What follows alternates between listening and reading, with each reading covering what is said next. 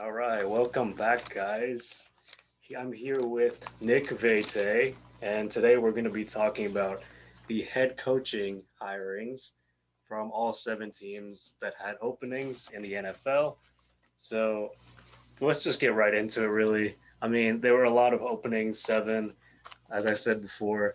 And so I'm going to start by from worst to first, I guess, from my personal opinion. So I'm going to start with Houston Texans David Culley. Um, so he was the Ravens assistant head coach, wide receivers coach, 65 years old, but has plenty of NFL experience. The problem though is that he's only been a wide receivers coach, a quarterbacks coach, assistant head coach, and a passing game coordinator. So he hasn't actually been like a play caller. And I think I sent this to you and Mike and Rob like yesterday, something about how David Culley was the wide receivers coach back in with the Chiefs when their wide receivers didn't have a touchdown throughout the entire regular season or something like that. And then having coaching the worst receiving coach with the Ravens. So for all of those reasons, I think this is just an awful hiring for the Texans.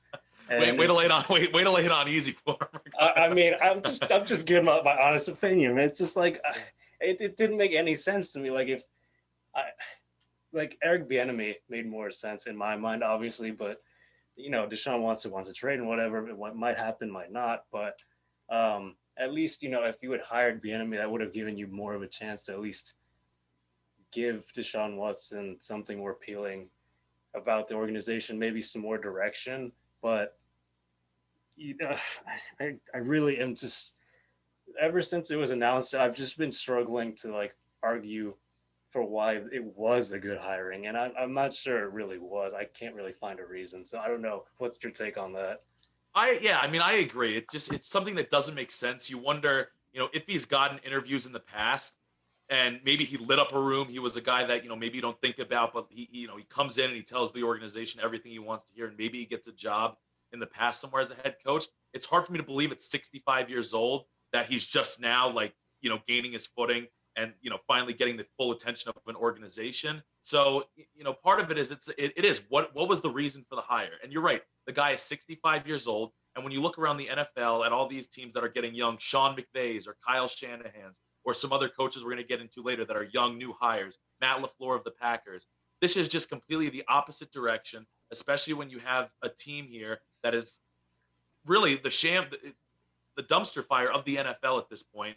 And if you're looking for a way to rebuild in the right direction, I don't know how this guy, who, like you said, was with the Kansas City Chiefs as their wide receiver coach in a season where they didn't catch a single touchdown from their entire wide receivers group, and an awful year here with the Ravens wide receiver group. So it's just a hire that doesn't make sense. And at the end of the day, you could say all that. Maybe you can make a case here or there, a couple points for why he would be brought in.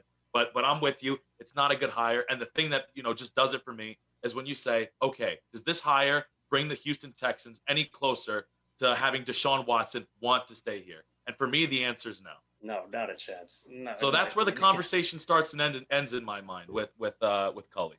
Yeah, I mean, there's really not much else to say about him. We've already said it. So, So I didn't so basically how I did all of these head coaching hires, I didn't put them in a ranking like you, but I gave everybody letter grades. And for right. David Cully, I had him as a D minus. I don't want to give anybody an F, but he was a D minus. I'm surprised you didn't give him an F, to be honest, because I don't know what boxes he checked for you, but He didn't um, check any boxes, but it's just one of those things where I guess you never really know from an organizational standpoint what they see in a guy. yeah, I guess. Yeah, that's fair. I'll give you that at least. So I guess we'll just move on to my next ranking, which might surprise some people, given I'm an Eagles fan.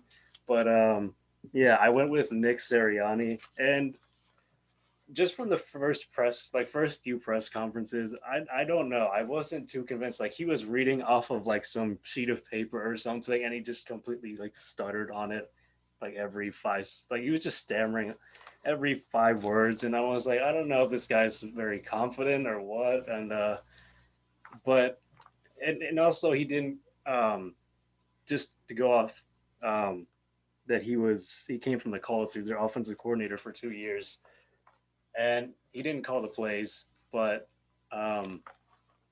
that's the other question, really. I guess there are a lot of questions more than answers here with Sirianni, and just like why Jeffrey Lurie, Howie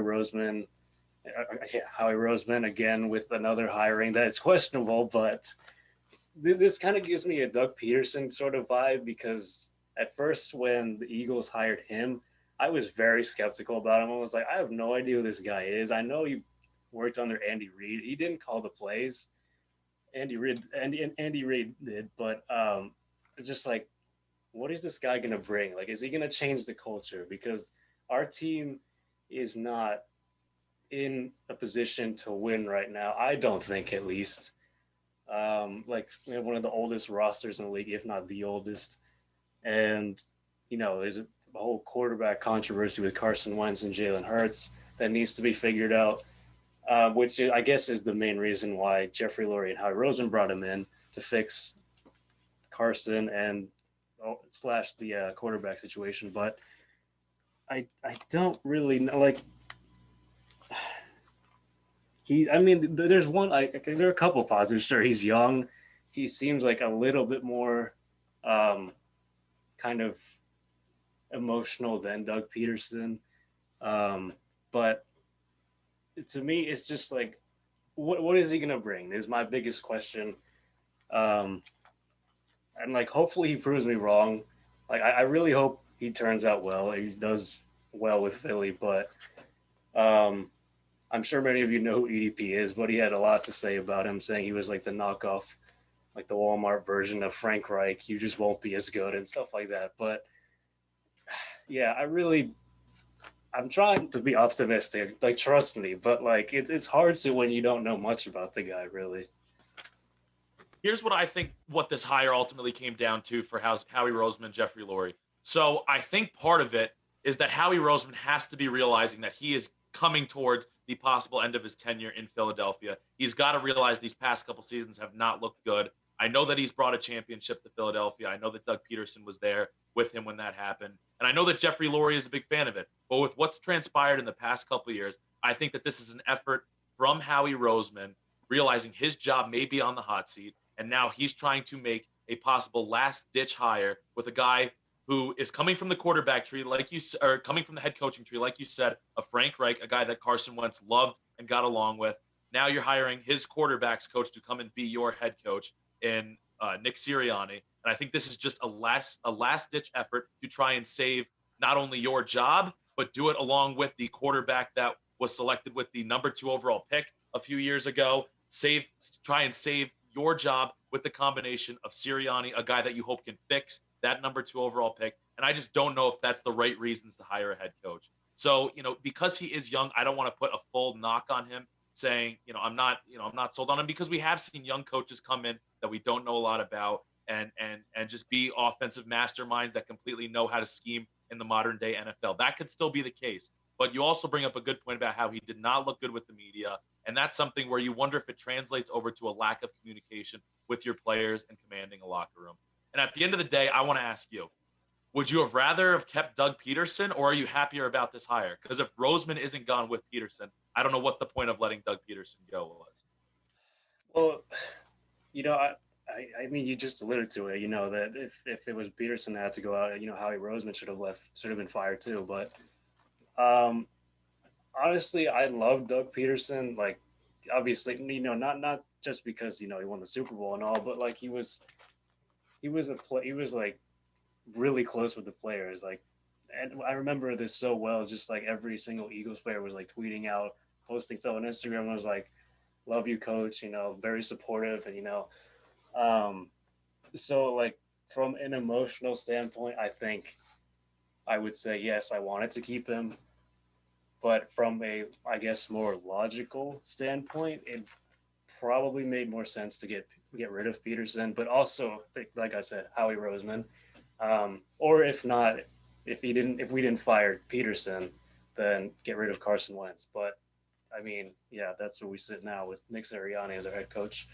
But it makes sense. And I mean, I was an advocate of letting Peterson go and bringing in a new head coach and bringing in just a fresh start in Philadelphia. But a huge part of that, and we're simpatico on this, was getting rid of Howie Roseman, and Yeah. that just hasn't been the case, and I just don't see how this is a fix other than a last ditch effort to try and get something out of Carson Wentz and to try and somehow still stay relevant in a mediocre division at best.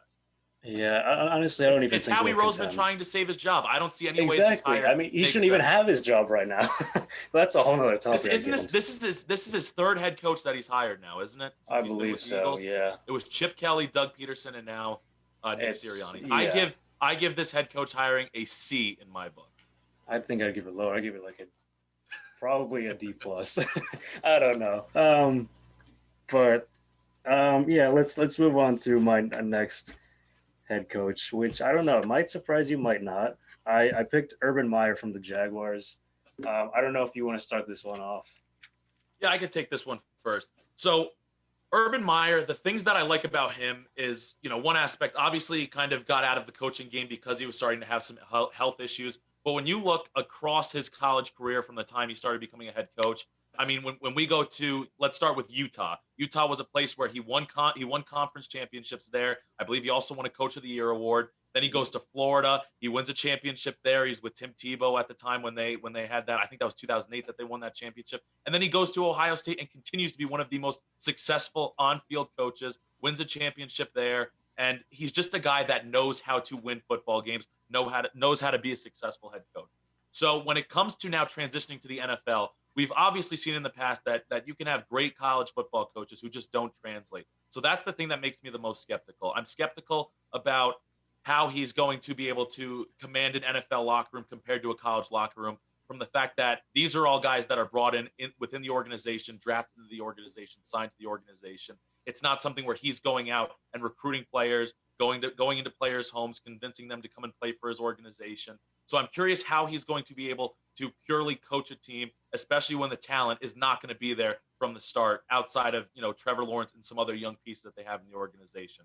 So I have my skepticism, but at the end of the day, this is a guy who has been able to absolutely win football games throughout his coaching career. So I don't mind the hire. I'm curious how the chemistry is going to work between him and Trevor Lawrence. He's been very positive on Trevor Lawrence in the past. So I'm curious how his game translates to the NFL, his coaching ability translates to the NFL. I gave this hiring a B plus. A B plus. Wow. Okay, that's I would put it like this a B minus. Just because like you just said, we both question how his college game will translate to the NFL, and people compare him to Nick Saban and how in his 2 seasons with the Dolphins he didn't do well and went back to college, but they're not the same, obviously. But yeah, I definitely have my skepticism, my questions. But I think this is like an okay hiring. I'm not like throwing him off. I'm just like, yeah, just like, no, this is awful. I mean, it's a 6-year deal, so you would. I mean, that doesn't really mean much in the NFL because they could just fire him after 2 seasons. But still, like with a deal like that, you would think that he's going to be around for a while. And he's not that old. I think he's in his mid 50s or something like that. And yeah, and you mentioned this at the beginning. His health is a concern, and so that there's a question about that as well. But I mean, I think I'd be optimistic if I was a Jaguars fan, but um, you know, equal amount of questions, I guess, and some optimism. So a bit of both from both sides. I would, yeah. That's why I put him. I mean, he's definitely, I think, better than Sirianni and Cully in my mind because, like you said, he's had a lot of success we've seen in college. Um, so, yeah. I mean, do you have anything else to add? I just think that, yeah, I just think it's the fact that he knows how to win football games. He's done it throughout his career. I think that's the biggest reason you have to be optimistic as a Jaguars fan. Yes, there's things to be skeptical about. Yes, there's things, how is he going to command an NFL locker room compared to a bunch of young college athletes? But it's just at the end of the day, you have to, you're taking a bit of a risk because you don't know how it's going to work. And especially when you're getting a generational talent in Trevor Lawrence, maybe you would have wanted to go with something, a coach that perhaps has more NFL experience, has been in this league. But I don't mind the hire, and I think it's something where if he can command an NFL locker room, he's going to find ways to win games. That's what it ultimately comes down to me. So Yeah. that's why I gave the hire. That's why I gave the hire a B plus. Interesting. Um, I think we'll move on. And so I'm in my fourth position, so right in the middle of the seven. I have Dan Campbell from the Lions on a 6-year deal, the Saints tight ends coach, assistant head coach. He's been coaching in the NFL for 10 years, and he's only 44 years old, so relatively young compared to other coaches. Um, see, he's a former NFL tight end from 1999 to 2009, so he knows what it takes to be an NFL player, which is, I think, beneficial to coaching a team because he has the experience, obviously. Um, and I mean, I'm sure you saw the first press conference with Dan Campbell. He was like so passionate and like, man, I don't know if you I'm remember gonna any of bite the off your quotes, but kneecaps. yeah, exactly, like stuff like that. It was just like, wow. If I'm a Lions fan, I feel kind of excited for it. Like that's the kind of energy they need, like some motivation, positivity. Um, Again, questions about his coaching because he only coached, I believe, like specific positions and and then assistant head coach. But just based off that first impression, I would, yeah, I'm gonna be optimistic and keep him smack down the middle because one, I don't really know much about him, but two, because he just seems to have that kind of energy, almost like Robert Sala, um, to like change the culture. Yeah, I think the culture is such a key thing with him because when when you hear him speak, when see him in past clips and things like that, you see what he's done in other organizations and at different levels and different areas that he's coached before. It's just a guy that you feel like you want to have on your sideline. He's a guy that you feel when you talk to him, you want to run through a brick wall for this guy. He is a run through a brick wall kind of head coach. So I feel like that's the kind of vibe that he's going to bring to the Lions. And it's almost like we're going to get to Robert Sala later, and Sala is kind of the opposite of Adam Gase. I feel like we're Yeah, seeing now Dan Campbell being the opposite of Matt Patricia. Matt Patricia was a guy who, kind of kept to himself, focused on his defense, was, very quiet, not an outgoing guy. And now we're seeing Dan Campbell come in and he is up in your face, bite off a kneecap, run through a brick wall. So there's a lot that I like about it from that sense. And if he can build that kind of a culture with the Lions, I think that's exactly what this organization needs.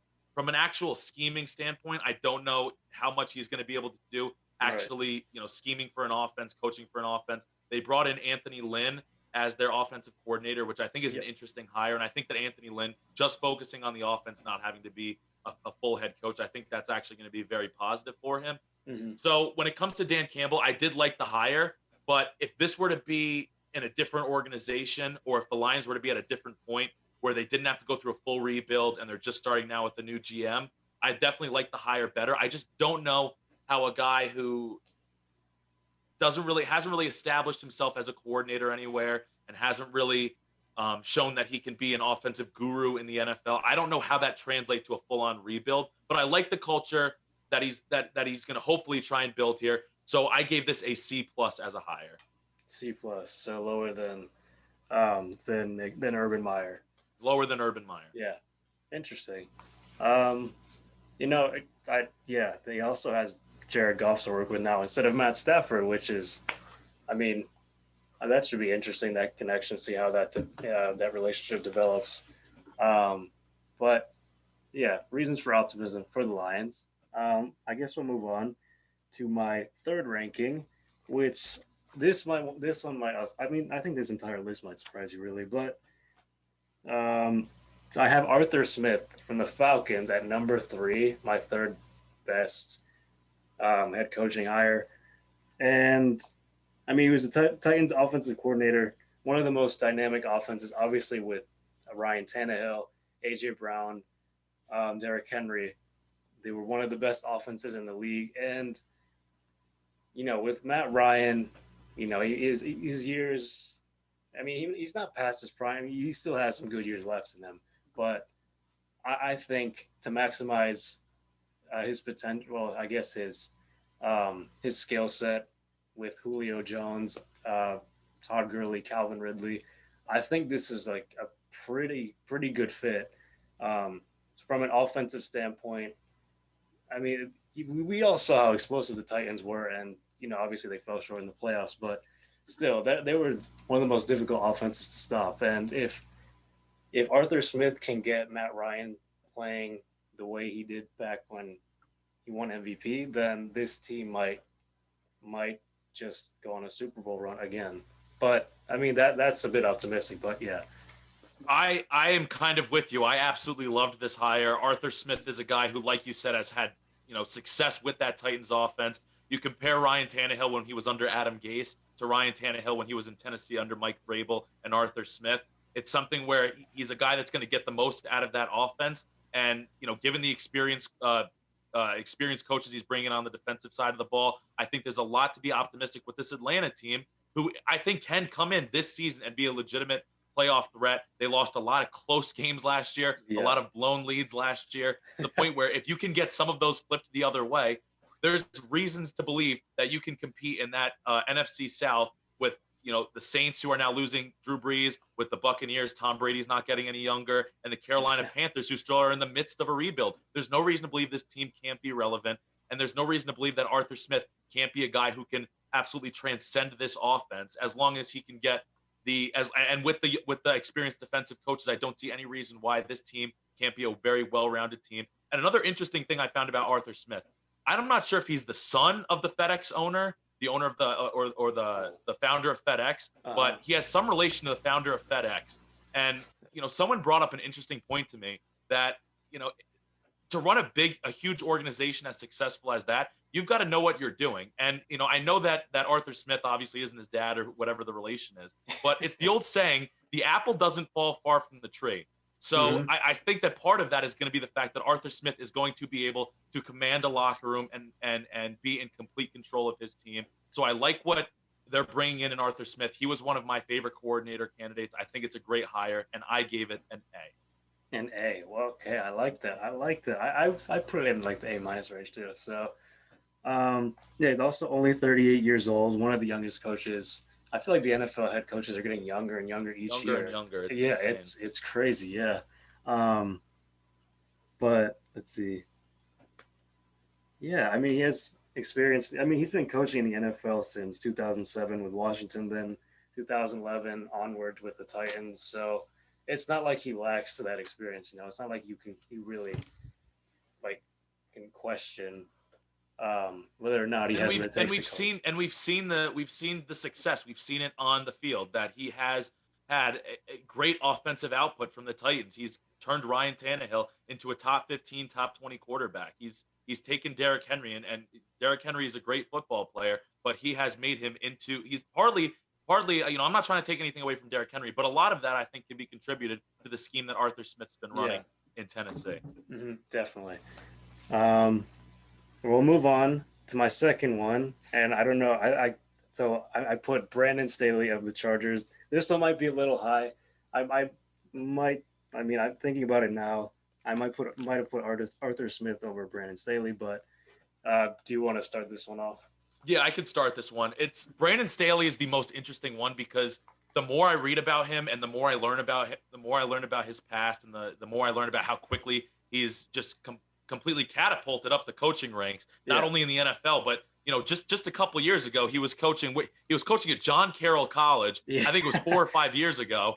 And now all of a sudden he's the head coach of the San Diego Chargers. So his transcendence up into being an NFL head coach has been insane. And it's a guy that just seems to know football and know how to coach a defense. And you've seen the success with the Rams. Everywhere he's gone, he's found success. Everywhere he's gone, he's just been a guy that players gravitate towards and want to be around. Chris Harris, who he'll now be coaching with the Chargers, he coached when he was I think he was the defensive backs coach in Denver. Chris Harris was raving about his willingness to listen to players and build relationships with his players. So it's just one of those things that the more you listen to him, the more that you want to root for him as a head coach and believe that he can be a successful head coach.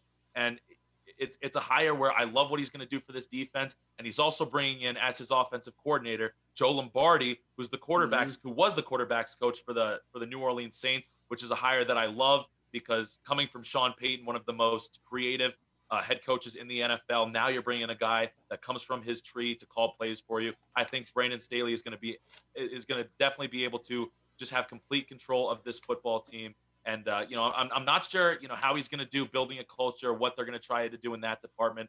But from purely a football knowledge and a young head coach that if it wasn't this year, it was going to be within the next 2 to 3 years. He was going to get a head coaching job. I like the Chargers getting ahead of this curve, and they've got pieces on defense. I think Yep. that they are going to be a very relevant defense in these years to come. I really like the hire overall. Yeah, they have Derwin James, they have Joey Bosa, Kenneth Murray, who will be in his second year, Casey Hayward, among other players like with experience. So he's got players to work with to try and make and rebuild this defense. Obviously, they weren't good against the run. Maybe he'll figure that out, just like he did with the Rams. And you saw the Rams defense last year was, I believe, the best in the NFL. Stat wise, Or yeah, I one, believe they were. yeah, yeah, I think they were number one in the regular season at least. yeah, yeah. So I mean, and then when you have a defense that complements an offense that's looking very promising, this could be a sneaky good team next year in the Chargers. Um, Yeah, Honestly, I yeah, 100% agree with you. I think it's a very good under the radar, hire. I don't know if it's going to be a right away thing, right. but it's going to be one of those things where I brought up, I don't know what kind of a culture he's going to build, but it's just the fact that he does have pieces there, and I love the hire of the offensive coordinator. And Mm, my grade for this, which I didn't say before, I gave it a B plus for a grade for a hire, which I believe was what I said for Urban Meyer as well. yeah, you did. Um, so finally, to our last one, which I think we could both agree on, is Robert Saleh. And I know you love him, so I'm gonna let you just just go off about I it. am a huge Robert Saleh guy. Absolutely loved this hire. If you saw my quick reaction on the Instagram, you know all of the reasons why I loved Robert Saleh as a hire for the New York Jets. I mean, when you look at his coaching abilities alone, this is a guy who has brought a 49ers defense to the Super Bowl. That was 2 seasons ago. Had them as one of the best defenses in the NFL. And then you come back this season, absolutely hammered by injuries. Nick Bosa goes down. Richard Sherman misses a majority of the games. Solomon Thomas' years, it comes to an end early. And yet they still manage to finish top 5 in a majority of defensive categories. You see them playing hard for him week in and week out. He's a guy that just absolutely gets the most out of his players. He's coached under Pete Carroll before. We've seen him be an excellent defensive coordinator. There's nothing that you don't like. He's great with the media. He's great talking as a communicator. There's literally nothing that you can pin that you wouldn't like with this guy as a head coach. Even a defensive-minded coach. I like the hire of LaFleur, Matt LaFleur's brother, Mike LaFleur, as the Mhm. offensive coordinator. A guy who, if he's anything like his brother, should be a very offensive-minded schemer for the NFL and have a good offensive playbook and repertoire in mind to utilize in New York. I really like the hire, and I think that from day one, which has already passed, obviously, but from this first season going forward, yeah, day one of his hire, but Yeah. from just going forward from season one on, absolutely is going to build a culture of winning and build a culture where he just absolutely commands the respect of his player, has the locker room behind him. Players are going to play hard for him week in and week out. This guy is going to be a coach in New York for a long time in my mind. Yeah, I mean, talking about the 49ers, I believe 3 years ago they were one of the worst defenses under him. I believe they were 25th, something like that. Um, but yeah, as you mentioned, they were one of the best defenses. They've been one of the best defenses the past 2 seasons, despite all the injuries and all that. And so yeah, like you said, I think it's a perfect hire. I'd give it, if I'm grading, an A plus. This is just yeah, I also home I run. also gave the hire an A plus. Obviously, I think most people could tell from my I mean, love of Salah. But I mean, it's one of those things where he is the complete opposite of what Adam Gase was. Adam Gase, the offensive-minded coach. Robert Salah, the defensive-minded coach. Adam Gase, very quiet, bad with the media, bad with yeah. getting his players to play for him. Salah is the opposite of that. There's nothing that you can dislike about the direction Salah is taking this organization already in his first year with the Jets. Now, with that being said, do you think the Jets will be a wild card team next season, or No, do you think it'll take? Okay, do you no. think it'll take a couple seasons at least? It's going to take time. I mean, it's interesting because, Quinnen Williams continues to get better. CJ Mosley will be back next year. Marcus May, has come into Yeah, his own. They've definitely got pieces on the defense. And, if they somehow bring in Deshaun Watson, which is still Still could possible, happen, yeah. still could happen. Then maybe we can talk about them being a wild card team. But right now, given where their roster's at, I think it's smart for them to just keep rebuilding and build that culture. They're going to be competitive. They're going to beat some teams. They're you know who they remind me of is the New York Knicks in basketball this year. The Knicks are Mm. a team where they're rebuilding. They're Hmm. finally taking things slow, and you're seeing pieces start to come together with a fantastic head coach.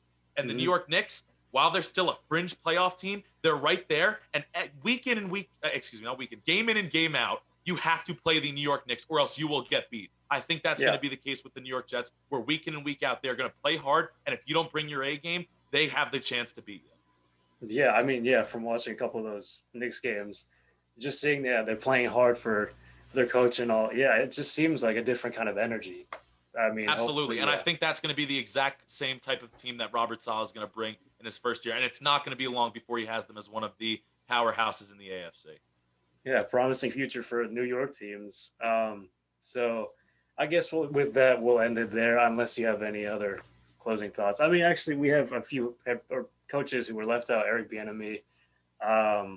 Who else? Ryan Who else? Dable, Um, Matt Leslie Eberflus Frazier. Matt Eberflus in Indianapolis, Yeah, there are a couple of those. Greg Roman, and it's funny because the David Cully got hired in Houston, and he got hired over who was Wink Martindale and Greg Oh Roman, yeah, yeah. and Just like so in Baltimore, you pass up those two guys for yeah. David Cully, a 65-year-old wide receivers coach Nope, who makes hasn't had no a great sense. track. It doesn't make sense, and I think part of the issue with Brian Dable and Eric Bieniemy is the fact that they went so deep in the playoffs and teams can't hire head coaches while they're still in the playoffs. Right. I think that's Yeah. part of the factor of why they didn't get higher. But it is interesting that it didn't happen. And if we want to brush into this subject either with the lack of minority coaches that have Right. been hired throughout the NFL, I think that the question we have to start asking, because Eric Bieniemy has constantly been the name that's been brought up, why isn't he getting hired? For years. Maybe Eric Bieniemy just isn't the guy. Maybe he just isn't an NFL caliber head coach. Eventually, he will get a shot. But I think rather than the question of why isn't Eric Bieniemy getting a shot, I think the question we should be asking is why aren't more black coaches being discussed as possible head coaching candidates? Right. That's absolutely a valid question. We won't get into it now, but yeah, it's definitely worth talking about at some point in the future.